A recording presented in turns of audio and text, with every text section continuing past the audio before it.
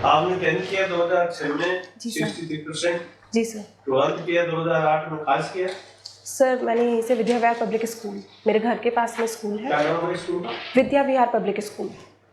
और LLB की आपने 2012 में कहाँ से किया? सर 2016 में, उससे पहले मैंने ग्रेजुएशन की थी, अच्छा, BA कर किया। B pharmacy. B pharmacy. जी सर। और फिर आपने LLB 2016 में। अब क्या कर रहे हैं आप? सर अभी मैं गवर्नमेंट सर्विस में हूँ, मैं फार्मासिस्ट हूँ स्टेट गवर्नमेंट में। State government. जी सर। क्या करते हैं आप? सर मैं फार्मासिस्ट हूँ मेडिकल डिपार्टमेंट। अच्छा, मेडिकल। जी सर। अच्छा। तो रजिस्ट्रेशन नहीं कराया था, करा लिया है सरकारी नौकरी? सर रजिस्ट्रेशन करवा लिया था, फिर सस्पेंड करवा दिया। जी सर। आरजेएस भी बनना चाह रहे हैं उसमें? सर आरजेएस नहीं करना चाहते? क्या उसका प्रमोशन के कैसे है अपॉर्चुनिटी? सर प्रमोशन अभी कैडर बना है, इससे पहले भी कैडर नहीं था, अभी कैडर बना है, तो अभी तक तो कोई प्रमोशन उसमें हुआ नहीं। क्या पहला चांस, दूसरा चांस होगा? सर ये मेरा 4th अटेम्प्ट है, इससे पहले मैं 2 बार इंटरव्यू दे चुकी हूँ। जी सर। एक जज में, एक आरजेएस में क्या क्वालिटीज होनी चाहिए?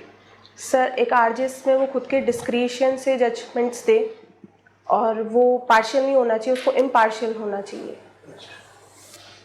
ये जो कोर्ट में कभी जाना वाक़या नहीं हुआ कभी? सर ये सुना सीआरपीसी में पढ़ा होगा, कोर्ट का क्लासिफिकेशन कैसे है?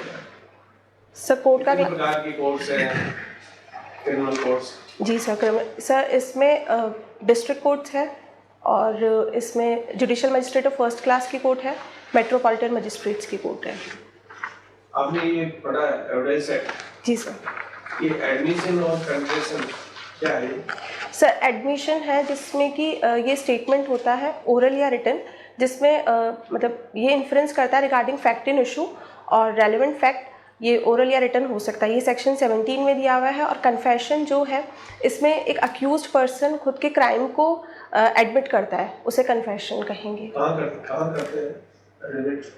सर एडमिट एडमिसिबल होता है सर जज के सामने, मजिस्ट्रेट के सामने। ये को किस द्वारा किया जाता है, वो क्या है? सेक्शन 30 एविडेंस एक्ट पढ़ा है? जी सर। क्या है सर? सेक्शन 30 में ये दिया हुआ है कि जब भी कोर्ट ट्रायल होता है, अक्यूज्ड कोर्ट ट्रायल होता है, जब भी कोई पर्सन स्टेटमेंट देता है तो वो रेलेवेंट होगा उस अक्यूज्ड के अगेंस्ट में भी। तो ये टाइम डिक्लेरेशन था? सर डाइंग डिक्लेरेशन सेक्शन 33 में दिया गया है। इसमें ये ओरल या रिटन स्टेटमेंट होता है, जिसमें जब किसी भी पर्सन की डेथ होती है तो उसकी डेथ और वो जो सर्कमस्टांसेस होते हैं वो क्वेश्चन के अंडर होते हैं कि उसकी किस कॉजेज़ के कारण उसकी डेथ हुई, और वो जो ट्रांजेक्शन्स थे वो भी इसमें क्वेश्चन के अंडर आते हैं। ये जो ओपिनियन है क्या है? एडमिशन का क्या है? ओपिनियन? सो ओपिनियंस एडमिसिबल है। सर मैं सेक्शन नंबर रिकॉल नहीं कर पा रही हूँ, सॉरी। बेल के प्रोविजंस क्या सीआरपीसी में? सर बेल की प्रोविजन 436 से 450 तक दिए गए। Anticipatory bail? Sir anticipatory bail 438। Anticipatory bail किन परिस्थितियों में दी जा सकती है? सर जब भी किसी पर्सन को सस्पिशन होता है कि उसके खिलाफ में वारंट इशू होगा, तो एंटीसिपेटरी बेल उसको कोर्ट ऑफ सेशन या हाई कोर्ट के थ्रू ग्रांट की जाती है। जी सर। क्या एब्सकॉन्डर एंटीसिपेटरी बेल ले सकता है? नो सर, एब्सकॉन्डर के लिए एंटीसिपेटरी बेल नहीं ली जा सकती। नहीं सर। वारंट ट्रायल में judicial magistrate first class trial करते समय ये महसूस करता है कि ये ऐसा अपराध है जो सेशन द्वारा ट्रायल होनी चाहिए, सेशन कोर्ट द्वारा। तो इन परिस्थितियों में क्या करेगा मजिस्ट्रेट? सर वो उसको सेक्शन 209 ऑफ सीआरपीसी में कमिट करेगा उस केस को। कौन सी सीआरपीसी में? 209 209 में तो ओरिजिनल जुडिक्शन है उसको कमिट करने का, पर वो खुद ही कमिट अपने ट्रायल करने से पहले करेगा तो 209 में करेगा। परंतु जो ट्रायल कर रहा है खुद, और एक स्थिति में पहुंचा है कि वो अभी ये अपराध जो है सेशन ट्राइबल है और मुझे इसको कमिट करना है। जी सर। तो उन परिस्थितियों में कमिट कर सकता है वो? जी सर। 325 में करता है। जी सर। और इसी तरह कोई मजिस्ट्रेट ये समझता है कि ये अपराध 420 406 467 467 का है, वो मेरे को अधिकतम सजा का देने का अधिकार 3 साल का है और इसमें सीवियर पनिशमेंट मिलना चाहिए। तो ऐसी परिस्थिति में वो ज़्यादा पनिशमेंट दिलवाने के लिए क्या कर सकता है?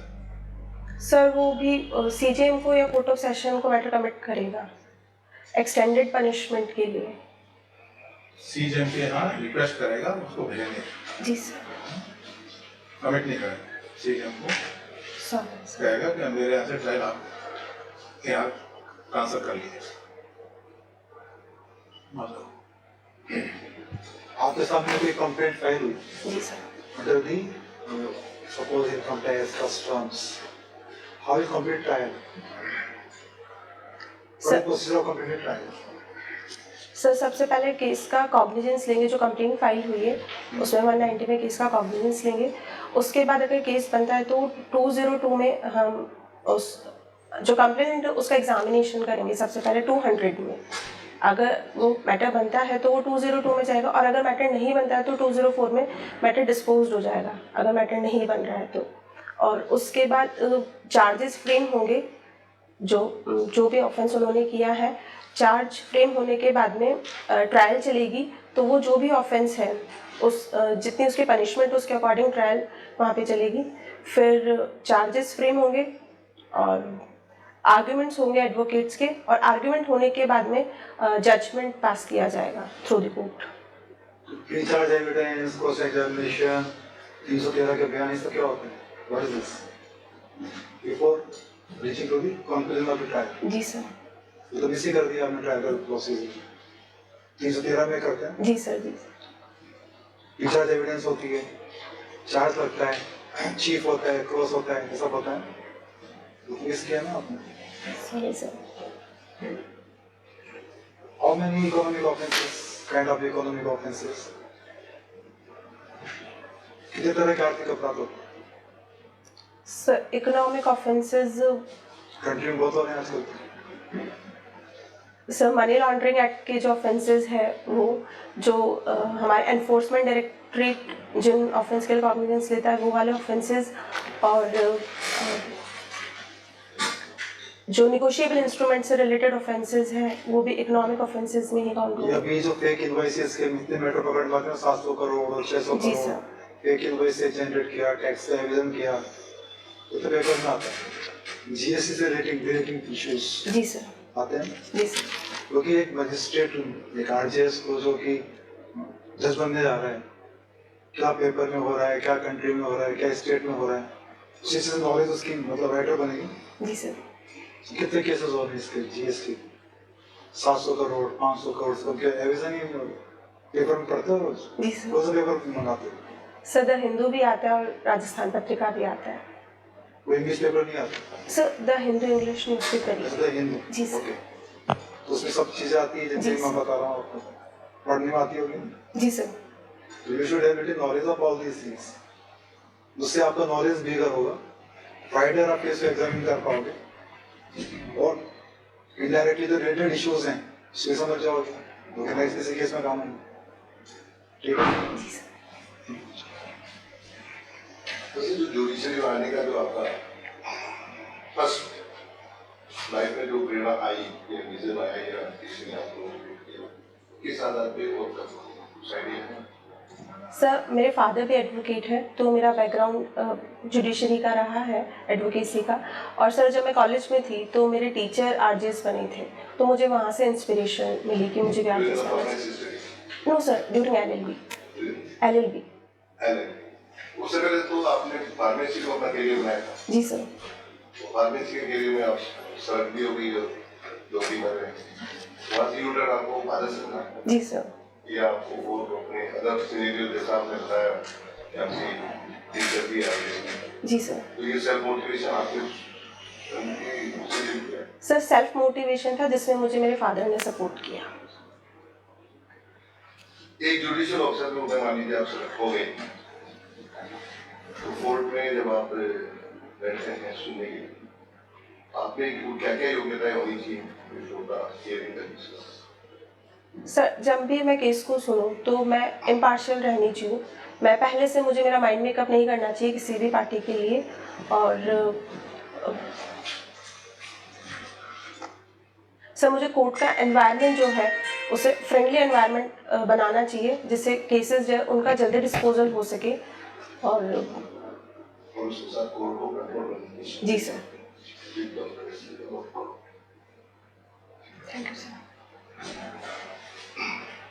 Do you have any idea about self-incrimination?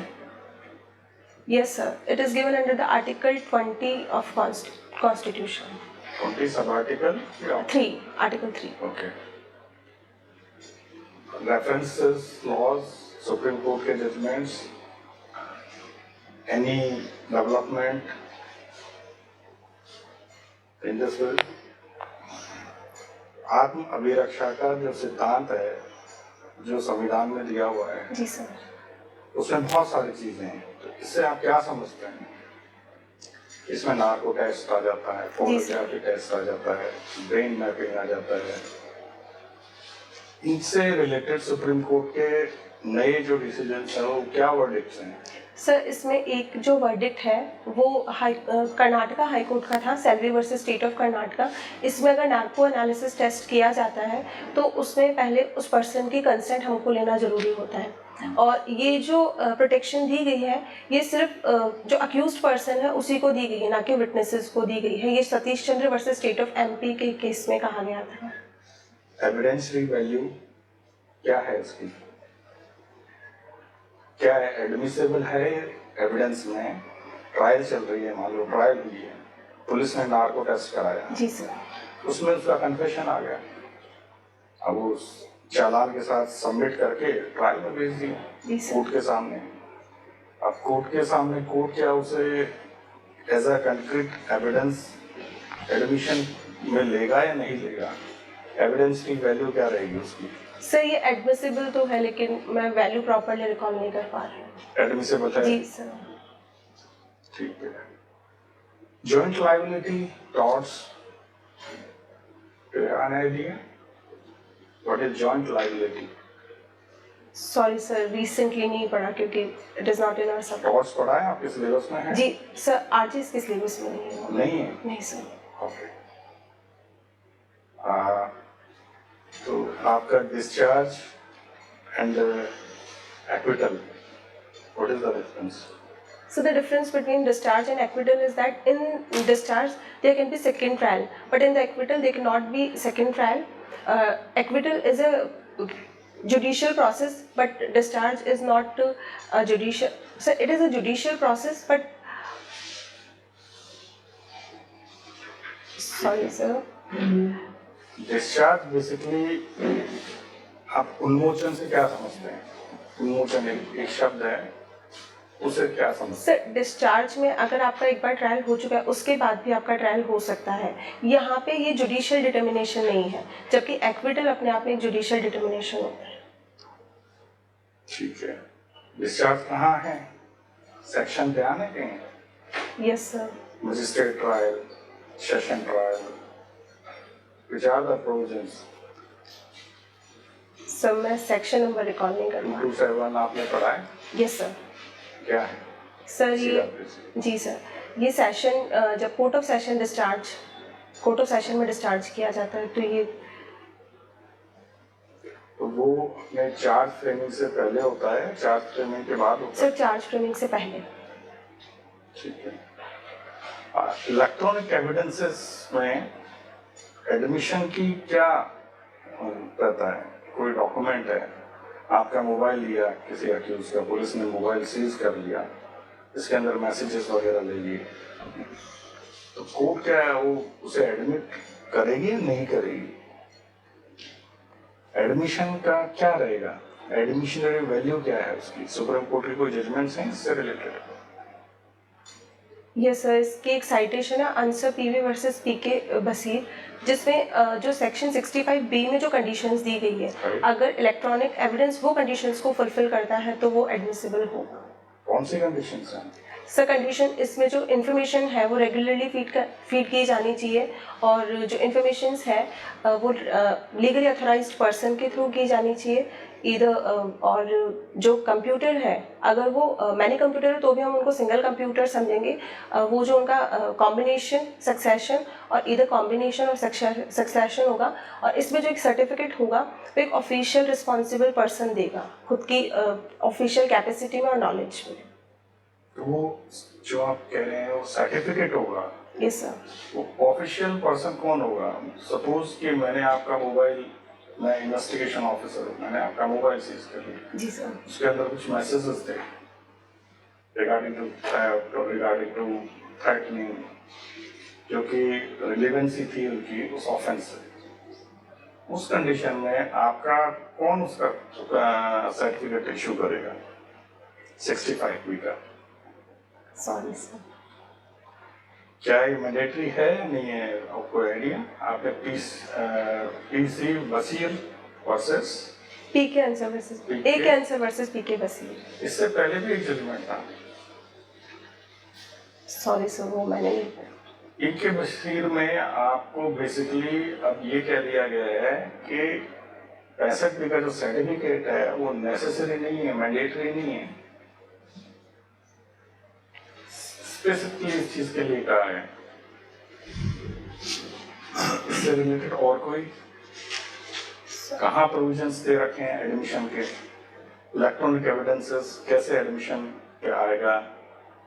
कोई एविडेंस एक्ट के प्रोविजंस जो आपको जानो? सर सेक्शन 67B जिसमें जो सब्सक्राइबर है उसका इलेक्ट्रॉनिक सिग्नेचर के एडमिशन के रिगार्डिंग है वो। और आपके रिकवरी 27 ऑफ एविडेंस एक्ट जी सर। रिकवरी से रिलेटेड है, वो क्या है बेसिकली? सर जब कोई अक्यूज्ड पर्सन पुलिस कस्टडी में कोई स्टेटमेंट देता है और तो वो स्टेटमेंट और जो चीज़ फाउंड हुई है, जो थिंग फाउंड हुई है, बोथ आर एडमिसिबल। तो क्या किसी भी पुलिस कस्टडी में एक अक्यूज है, उसने कहा कि मैंने एक्स पर्सन का मर्डर किया है और एक चाकू है, चाकू से जिससे किया था वो मैंने वाई पुलिस पे हाइड किया हुआ है, तो क्या ये पूरा जो उसका सेंटेंस है वो एडमिसिबल होगा या पार्टली होगा? सब पार्टली एडमिसिबल होगा, क्योंकि जो उसने बात कही वो तो कन्फेशन है, लेकिन सेक्शन 27 से स्टेटमेंट के रिगार्डिंग और थिंग के रिगार्डिंग बात करता है। ओके। सहदायकी से रिलेटेड अभी नया बहुत सारा कोर्ट में पेंडेंसी है, जो बेटी को राइट दिया है 2005 के बाद सक्सेशन में। जी सर। तो सहदायकी के बारे में आप समझते हैं? Sir section 6 of succession act. Sir इसकी साइटेशंस मैंने पढ़ी थी, लेकिन ये भी हमारे सिलेबस में ये एक्ट भी नहीं है। तो ये Phoolwati versus state of Rajasthan, और अभी रिसेंटली केस था राजेश वर्सेस राजेश,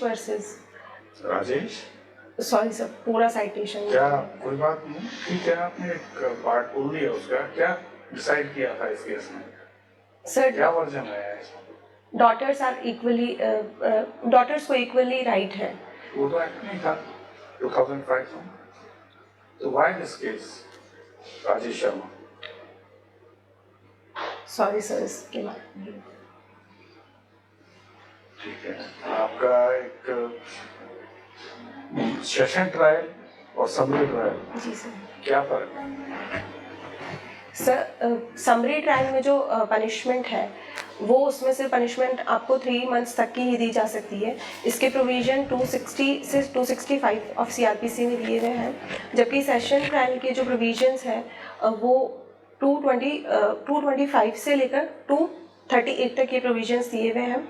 इसमें चार्ज फ्रेमिंग होती है, समरी ट्रायल में चार्ज फ्रेमिंग नहीं होती है। यहाँ पे आर्गुमेंट्स एडवोकेट के सुनने के बाद में जजमेंट पास किया जाता है। वहाँ पर एक लिस्ट दी हुई है और उन ऑफेंसेस को उसमें कवर किया जाता है। Session trial court of session के थ्रू किया जाएगा, जबकि समरी ट्रायल में judicial magistrate of first class को जब हाई कोर्ट एम्पावर्ड करेगा तो वो समरी ट्रायल करेंगे, मेट्रोपॉलिटन मजिस्ट्रेट करेंगे, चीफ जुडिशियल मजिस्ट्रेट करेंगे और judicial magistrate of second class जब कोई मैटर 6 मंथ तक पनिशेबल है तो वो उनके थ्रू किया जाएगा और हाई कोर्ट एम्पावर करे। ठीक है। रिमांड से रिलेटेड कोई आपको प्रोविजंस जो हैं सीआरपीसी में कौन कौन से sections? Sir section 167 of CrPC ये रिमांड के बारे में बताता है। 209 सर 209 कमिटल, वहां भी एक वर्ड यूज किया हुआ है रिमांड। और कोई सेक्शन रिमांड से रिलेटेड? Sorry sir. तो आपका थोड़ा सा क्या है कि आप थोड़े उनके कॉन्सेप्ट थोड़े बाकी से क्लियर नहीं है। अगर आपको नॉलेज का है, 2 बार इंटरव्यू दिया, इससे आप रजिस्ट्रेशन तो नहीं हो रहा हुआ, 2 बार तो इंटरव्यू दिया हुआ है या होता है रजिस्ट्रेशन? सर वैसे तो नहीं, लेकिन थोड़ा सा डर लगता है। हाँ तो उसमें क्या है, मेरा तो थोड़ा कब है इंटरव्यू आपका? कब है? 22 तैयारी कर रहा हूँ। जी सर। बेसिक लॉ कोई डेफिनेशन पोर्शन का विशेष रूप से इससे ही आगे जाकर के सेक्शन डेवलप होते हैं, इसलिए आप बढ़िया। इश्यू